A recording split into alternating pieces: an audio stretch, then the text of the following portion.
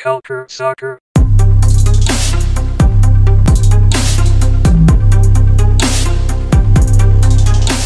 Ok, bonjour à tous et bienvenue sur Culture Soccer, un nouveau podcast avec les trois rédacteurs en chef. Je suis Antoine Latran et je suis avec Adi Raphaël et Anthony de Varenne. Bonjour Adi. Salut Antoine, salut Anthony. Salut Anthony. Salut, vous allez bien les gars? Très bien. Ouais, on est confinés, c'est tout. on a du temps et du travail, et donc on est bon, on est toujours là, chers auditeurs, pour vous faire vivre le soccer, même quand il n'y en a pas en direct.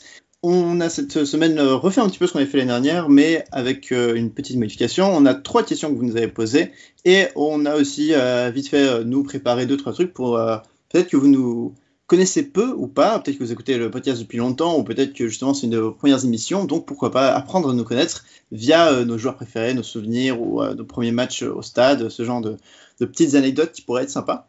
Et on va commencer tout de suite avec vos questions, et on va commencer avec celle de Alex Monster qui nous demande nos équipes favorites en MLS et hors Amérique.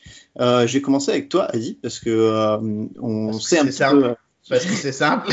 Ouais, parce qu'il faut bien commencer avec quelqu'un. Donc, vas-y, je te laisse la parole pour celle-là.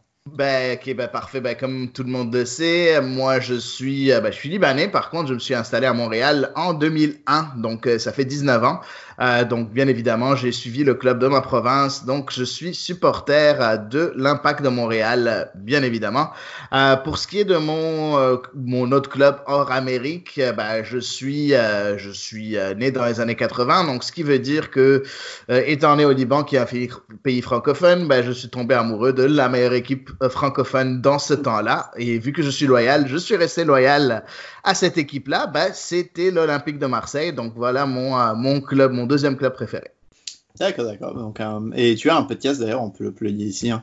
Ouais. Fossé à Montréal, qui parle de Marseille d'un point de vue canadien, où je parle souvent avec des acteurs du club, autour du club, donc voilà. Et Anthony, toi, il me semble que tu es plutôt fan de Paris. Oui, exact.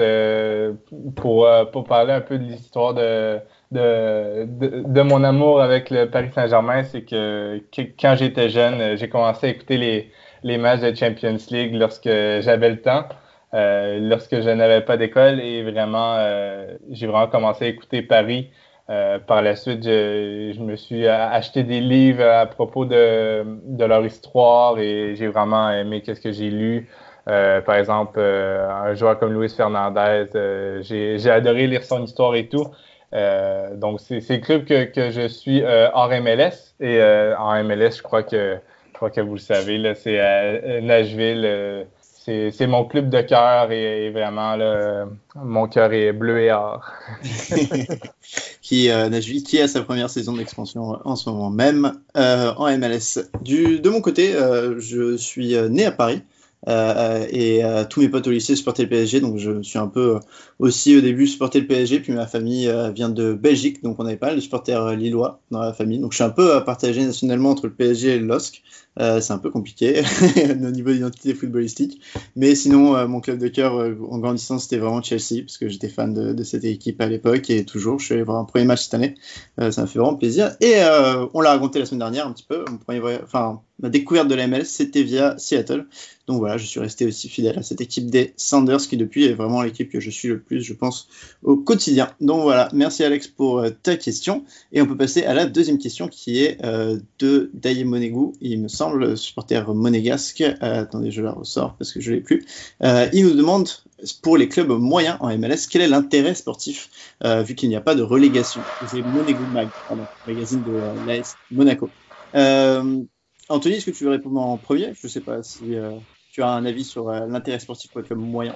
Je pense parfois les clubs moyens, leur intérêt peut être d'un côté financier, pour pouvoir potentiellement récolter de l'argent avec les investissements, par exemple les transferts et tout. Sinon, c'est ça, former des jeunes et aider le soccer américain, c'est ça que je dirais, mais vraiment... c'est vrai que c'est la question peut parfois se poser, que des clubs parfois sont souvent dans le milieu de tableau et semblent pas être très motivés. Mais oui, je pense que c'est surtout ça devient de plus en plus l'objectif principal des clubs, là, c'est de former les jeunes pour par la suite, pourquoi pas, répandre leur empreinte partout dans le monde. Oui, et puis après, en plus, c'est un bon moyen de remplir un peu les finances. Pour ma part, je dirais que de toute façon, les clubs moyens, il y en a peu en MLS parce que ça change très vite d'une saison à l'autre. Tu peux être dernier du classement et puis grâce aux différents limites salariales, tu as un moyen en fait de rebondir très rapidement, je trouve. Adi, qu'est-ce que tu en penses, toi, de cette question? Il y a un intérêt un peu... c'est un peu différent de ce qu'on voit en Europe. Hein. Donc oui, il n'y a pas de relégation, on le sait bien. Et c'est pour ça que chaque club, quand il commence une saison, son but, il y a 2 buts. Il y a le premier but, c'est se qualifier pour les séries éliminatoires. Et le deuxième but, c'est de remporter la MLS Cup. Et la plupart du temps, ils se disent, pour pouvoir remporter la MLS Cup, bien évidemment, c'est de se faire de l'argent. En se qualifiant en série, tu te fais un peu plus d'argent parce que tu as un peu plus de matchs. Donc, tu vas recevoir un peu plus d'argent, que ce soit avec les revenus de la billetterie ou les revenus télé. On sait que les revenus télé sont pas énormes maintenant, mais ils vont sûrement augmenter la prochaine négociation. Donc, en faisant les séries, tu peux avoir plus d'argent et l'investir de plus en plus pour l'année prochaine pour avoir un meilleur effectif et pour pouvoir arriver à l'objectif principal qui est gagner la MLS Cup. Donc, contrairement en Europe où chaque club a un objectif, moi je veux le maintien, moi je veux... Non, ici et en Amérique du Nord, l'objectif c'est de remporter la MLS Cup, puis chaque club qui est là à cet objectif-là. Il y a pas d'autres objectifs que ça, à part développer des joueurs dans la communauté, ainsi de suite. Mais même là, ce genre de clubs-là sont en train de disparaître et sont en train de laisser la place à des clubs avec des ambitions beaucoup plus élevées, qui est de remporter la MLS Cup.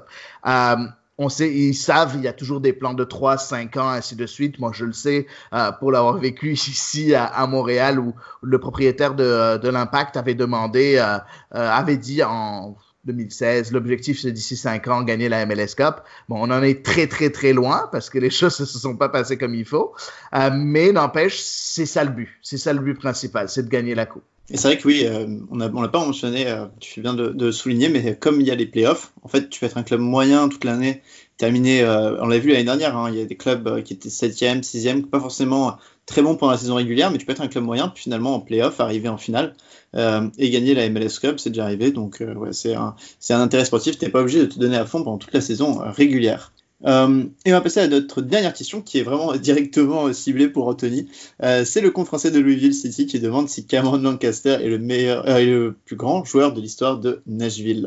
Une histoire qui est assez récente, mais voilà. Anthony, qu'est-ce que tu en penses? Oui, en fait, c'est à se demander si en fait ce n'est pas le plus grand flop. En fait, j'ai rien contre Cameron Lancaster. Je trouve personnellement que c'est un excellent joueur, mais malheureusement, la seule saison qui est avec nous, les blessures ont complètement... il a raté sa saison à cause des blessures. Il n'y a jamais eu de grosses blessures sérieuses, mais tout le temps un petit pépin pour ne pas jouer. Juste pour l'information, là, il n'a même pas fait une dizaine de buts. Quand la saison précédente, là, il avait fait, je crois, ses 28 buts. Donc, c'est sûr que Cameron Lancaster...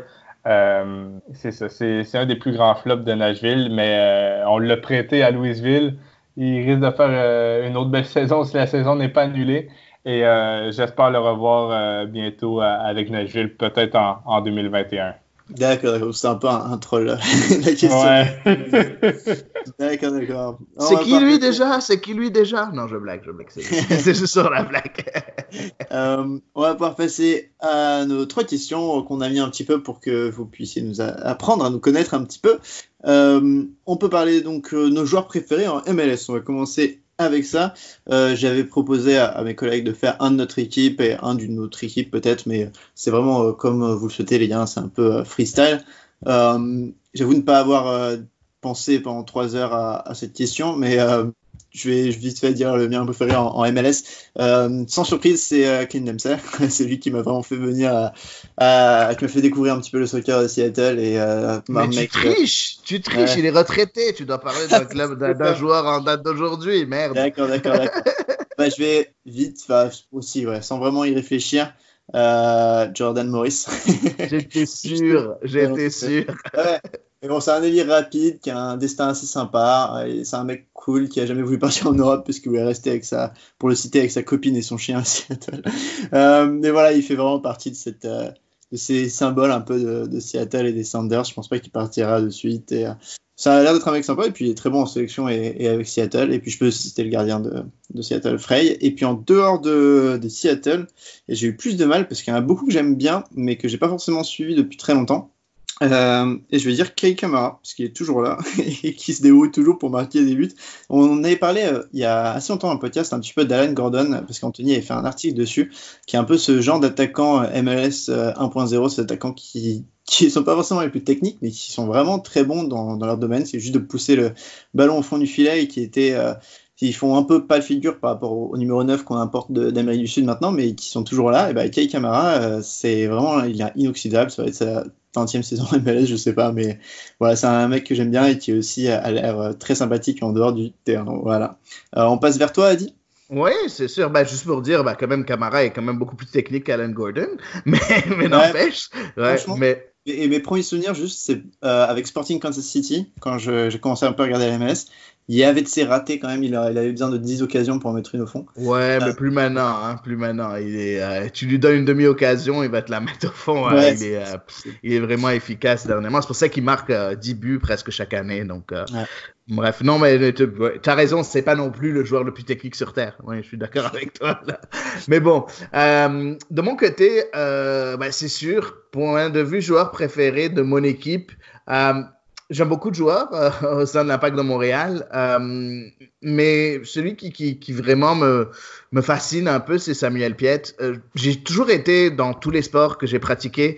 J'ai jamais été le gars qui aimait mettre des buts ou que ce soit mettre des paniers, parce que je joue au basketball beaucoup. J'ai toujours été le gars qui aimait être un peu plus dans l'ombre, celui qui donne la passe décisive, qui va faire le tacle qui crée l'occasion, qui va donner la première passe pour ouvrir des espaces. Et j'aime ça du côté de Samuel Piette. C'est un bulldog, c'est quelqu'un qui se bat sur le terrain tout le temps.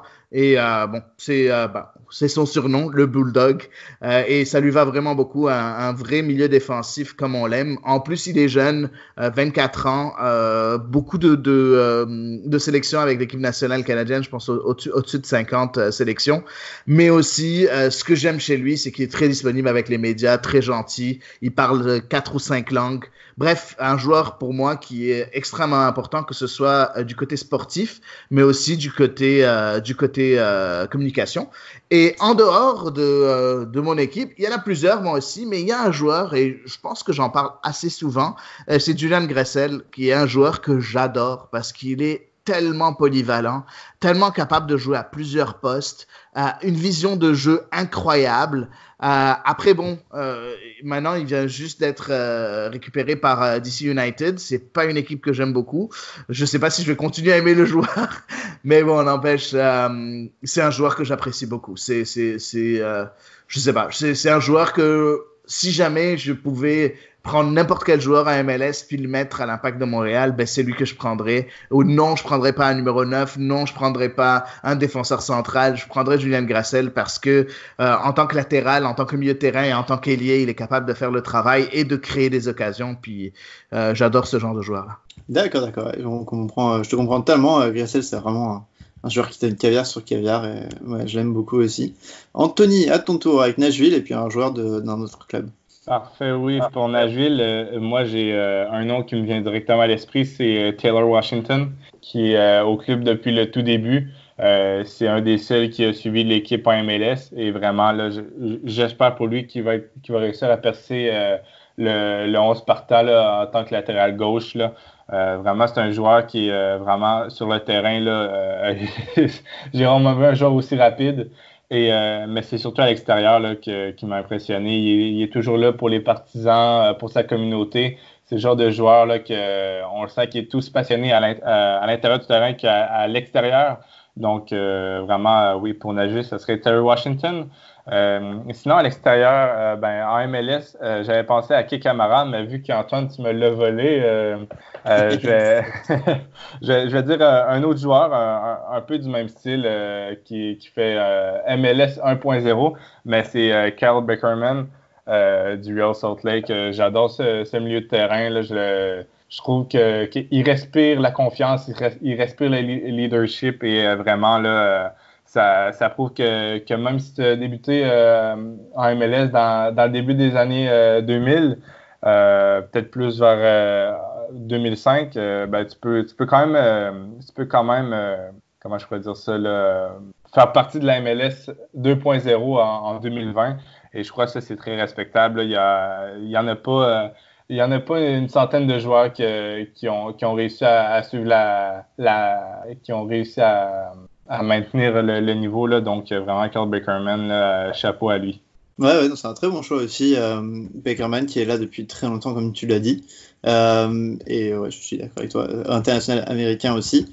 Ensuite, on me passait à me souvenir le plus marquant. Alors, quand j'ai écrit cette question, je pensais en MLS, mais ça peut aussi, comme vous voulez, si vous voulez sortir un peu de la MLS ou parler de soccer nord-américain en général ou d'un article ou d'une rencontre que vous avez fait qui a peut-être marqué votre suivi de fan un petit peu. Faites-vous plaisir. Anthony, je reviens vers toi pour te faire commencer si ça te gêne pas. Ça va. Ben, moi, c'est sûr que mon souvenir marquant en termes de soccer là, au Canada ou aux États-Unis, c'est clairement mon voyage à Nashville. Là. Ça m'a vraiment marqué en tant que fan de ce sport, mais aussi en tant que personne. Ça a vraiment été un voyage qui a été très constructif pour moi d'un côté du soccer, mais aussi j'ai rencontré de très belles personnes. Vraiment rentrer en interaction avec la ville que tu supportes, avec le club que tu supportes, aller voir les joueurs, les supporters, vraiment créer des relations avec des gens aussi attentionnés et aussi généreux. Là, ça l'a vraiment marqué mon parcours soccer, mais aussi mon parcours en tant qu'humain. Donc, vraiment, là, je dirais mon voyage à Nashville là, en 2018. Ouais, c'est vrai que ça fait toute la différence d'aller quelque part, d'aller vraiment dans la vie et la culture de ce club. Adi, est-ce que tu en as un aussi qui est par rapport à la MLS? Oui, et donc moi aussi, c'est par rapport à la MLS. Je ne veux pas nommer le moment qui revient à l'esprit de la plupart des Montréalais, qui est le but de Cameron Porter en Ligue des Champions en 2015, parce que je veux être un peu plus original.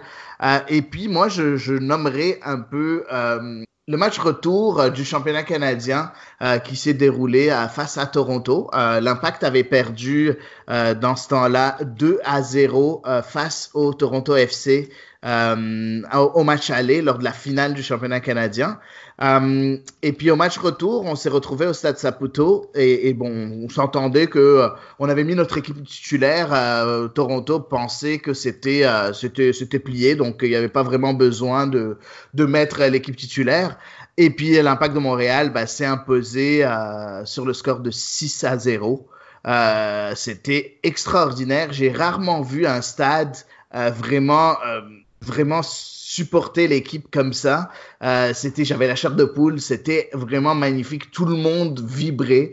J'ai adoré ce match-là. Les buts, je vous conseille d'aller les voir. Ça existe sur YouTube. C'est vraiment un souvenir qui est quand même assez touchant pour moi. Ouais, je vois. C'est vrai que ça fait pas mal, hein, 6-0.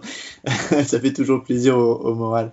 Pour le mien, niveau MLS, je pense que il y avait un match que j'avais vu en direct. C'est même pas la MLS Cup, il y a un match où Seattle perdait contre DC United 3-0 à la 50e.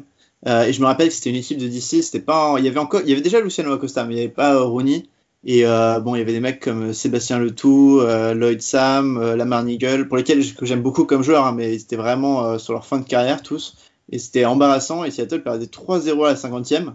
Et en 40 minutes, ils sont revenus, et on a gagné 4-3. C'était incroyable. Je me suis regardé dans mon ordinateur tout seul, mais être fou de joie, parce que c'était un comeback en 20 minutes. Je crois que les buts étaient marqués très rapidement en plus.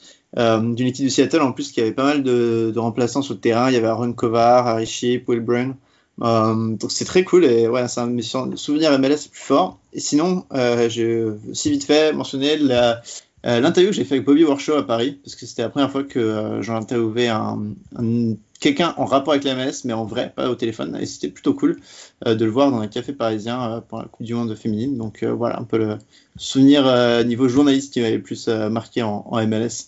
Ensuite, ma dernière question était le premier match vu au stade. Alors là, on s'est dit qu'on pouvait parler MLS, mais aussi hors MLS, suivant les envies et les histoires.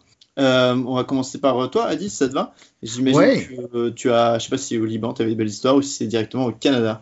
Ben, c'est au Liban et je voulais en parler parce que c'est un peu spécial, c'est un peu je pense pas que beaucoup de monde ont pu vivre ce genre de choses.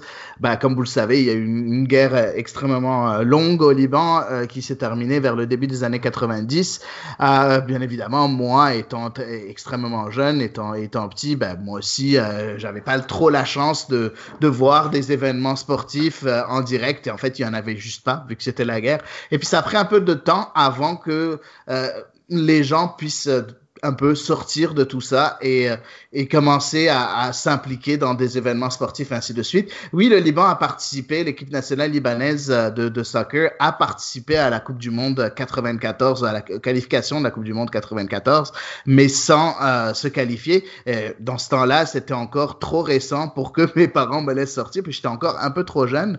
Par contre, lors de qualification de la Coupe du Monde 98, j'ai eu la chance de pouvoir aller au stade voir un match entre le Liban et le Singapour. Dans ce temps-là, l'équipe libanaise était pas aussi bonne que je dis pas qu'elle est extraordinaire maintenant, mais sauf qu'elle était pas aussi bonne que ça. Elle avait du mal à battre des équipes comme le Singapour. De nos jours, c'est beaucoup plus simple. Et puis c'était un stade à Beyrouth. Comment vous dire, encore avec beaucoup de signes de la guerre, bien évidemment. Les gens étaient les uns au-dessus des autres. Il y avait 12 000 personnes dans un stade qui n'est pas supposé avoir plus que 7 ou 8 000 personnes. Moi, j'étais sur un grillage au-dessus, vraiment surélevé à quelques mètres au-dessus de la terre, puis je regardais le match entre le Liban et Singapour. Le Liban avait ouvert la marque, puis à la 88e minute, Singapour avait égalisé, puis on trouvait ça scandaleux, on n'était pas contents, puis on a commencé à insulter tout le monde.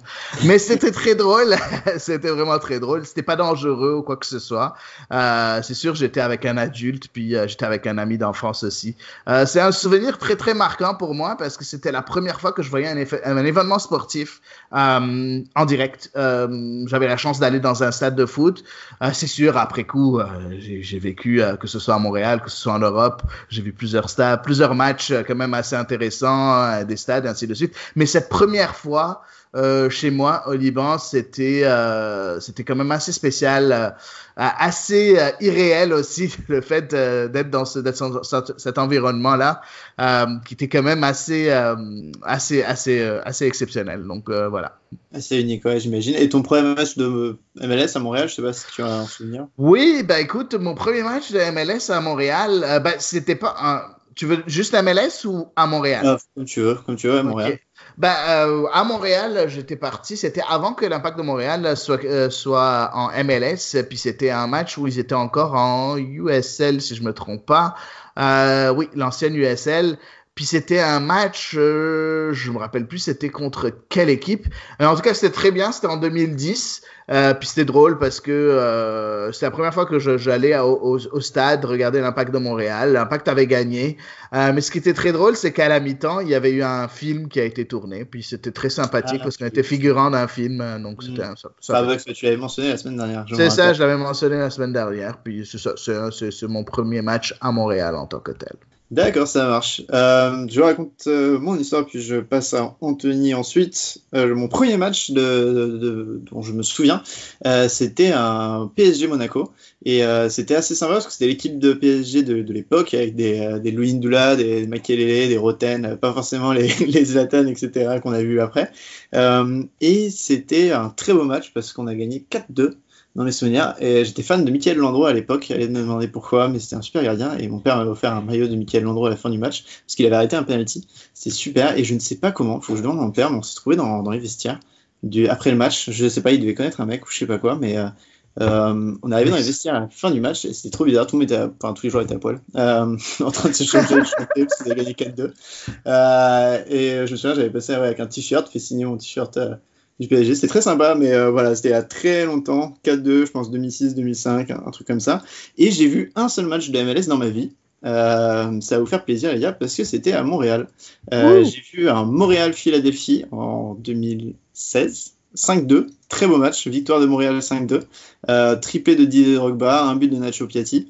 J'ai l'air con parce que je me souviens que j'avais emmené ma famille et j'avais dit ouais, le gardien de Philadelphie, là, André Blake, il est vraiment chaud. Finalement, il s'en est pris 5 et en plus, je crois qu'il a fait un loupé. Mais c'est le seul match que j'ai fait de MLS de ma vie parce que les autres fois, c'était pas dans les bons calendriers, mais j'ai visité le stade de Toronto quand j'étais. Je me souviens, on est passé devant le stade et les portes étaient ouvertes. Je sais pas pourquoi. Du coup, on est entré dans le stade, on s'est baladé un petit peu à l'intérieur. Il y avait personne, c'est très bizarre, mais voilà. Donc c'est mon seul match de MLS à ce jour, mais d'autres suivront, j'en suis sûr.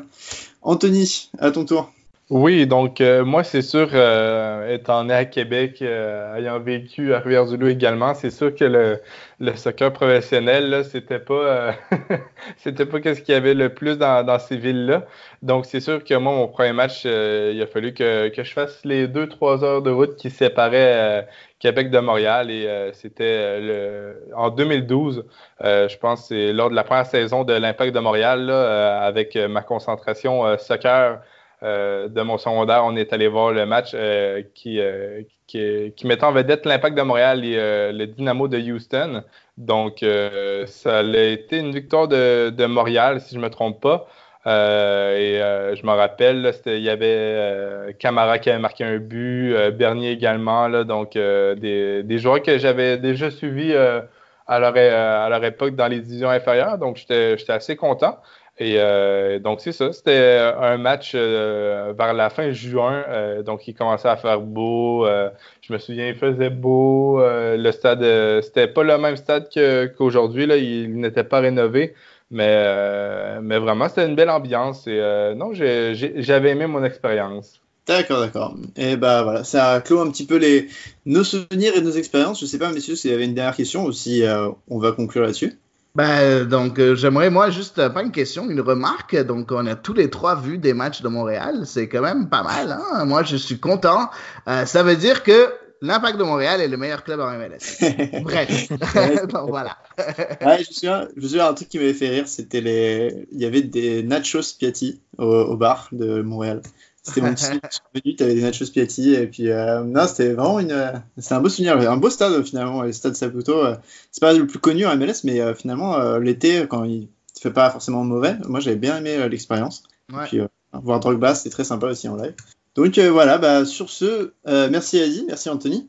Merci à toi. Antoine. C'était un plaisir de parler avec vous de nos souvenirs soccer. Là, on essaiera de faire peut-être des contenus un peu plus sur le soccer, sur la MLS la semaine prochaine. Peut-être on verra s'il y a de l'actualité ou quoi que ce soit. En attendant, prenez soin de vous, surtout. Essayez de sortir le moins possible. Pouvez-vous. J'espère que chers auditeurs, vous êtes tous en bonne santé. On se retrouve la semaine prochaine, du coup. Merci à tous pour votre fidélité. Ciao.